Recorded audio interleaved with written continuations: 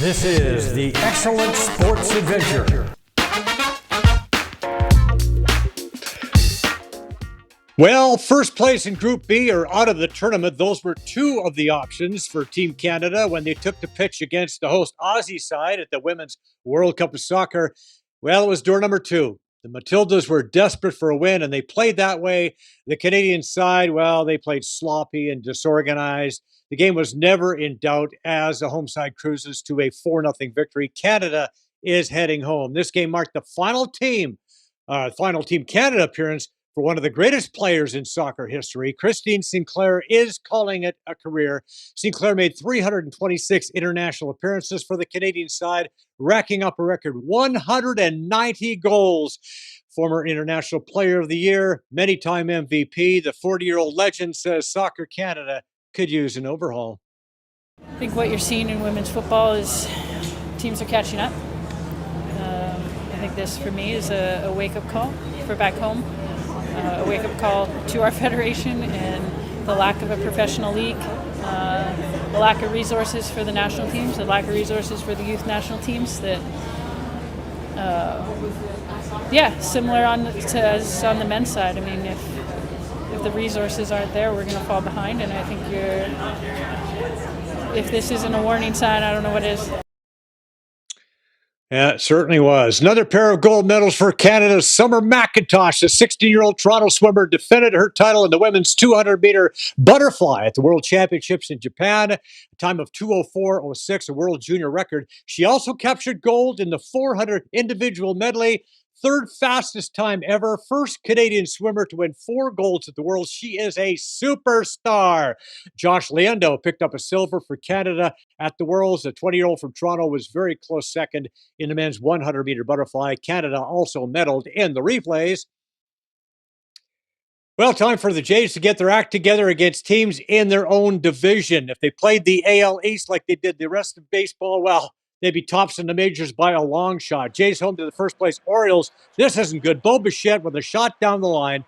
Bo takes a big turn at first, and when he puts on the brakes, he hurts his right knee. He was tagged out. He left the game. The Jays lose the game, and the AL hits leader, hopefully not for long. Otherwise, they may have to trade for a replacement pronto.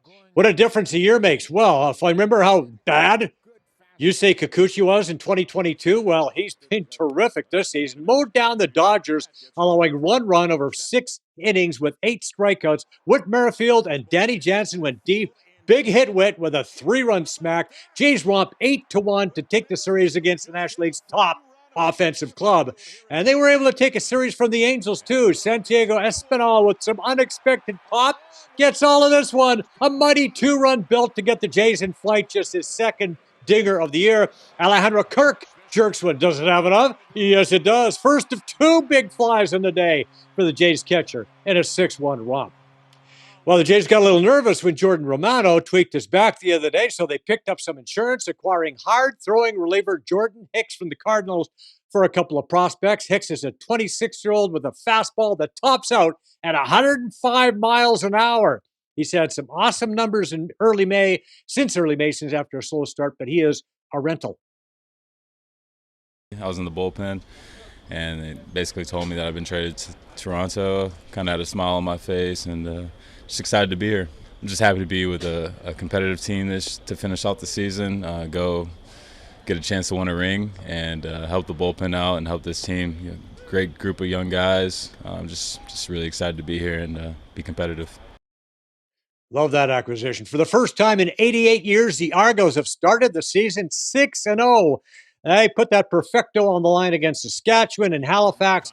Packed house for the annual Touchdown Atlantic Showcase. Javon Leake on the punt return in the Toronto zone. Picks up some blocks, some bounces, shades of pinball Clemens as Leake takes this all the way for 6. Chad Kelly swings it up for Dejon Brissett, who takes it in for the score. Argos roll 31-13.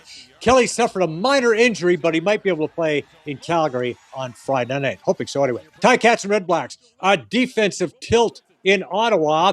Tie game. Bo Levi Mitchell swings it out to Kai Loxley. Loxley finds a seam, gets a couple key blocks. He's got himself a 75-yard touchdown. He's fast, eh? This was big. Mitchell was picked off 5 times. left the game with a leg fracture. He's out 6 weeks, but the Cats win it 16-12. Another game, another record for the Edmonton Elks. Dane Evans in for the injured Vernon Adams Jr.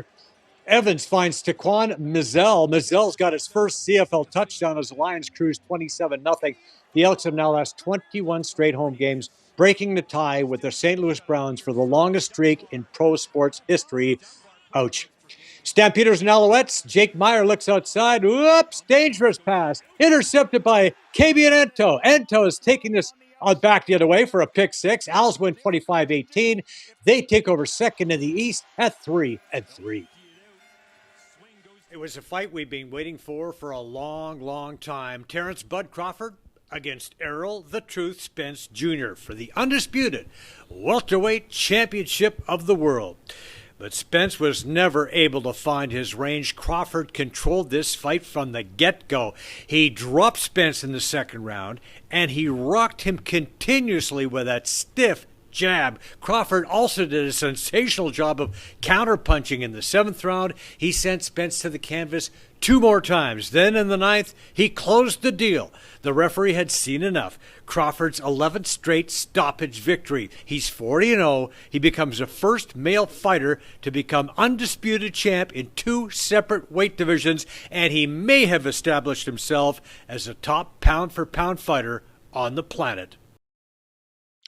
And I think he did that. Yes, a great day at the George Chuvalo Neighborhood Centre in the Junction in Toronto, a nonprofit facility that offers a multitude of services for children and families. There was a barbecue, live broadcast, boxing lessons. The Dark Knight and his car were also there. George's son Mitch was on hand as the center received a $5,000 donation from Tom Doyle and Corporate Protection and Investigative Services, one of our great sponsors.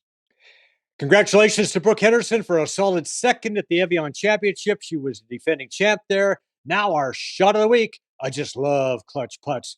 Cam with the big par save. God damn it. 4!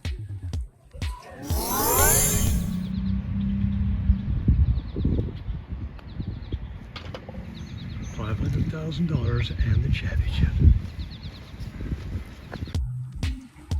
God damn it. 4! The shot of the week is brought to you by Sleepy Hollow Country Club. 60 years of tradition, providing a challenging and enjoyable golf experience just minutes from Toronto.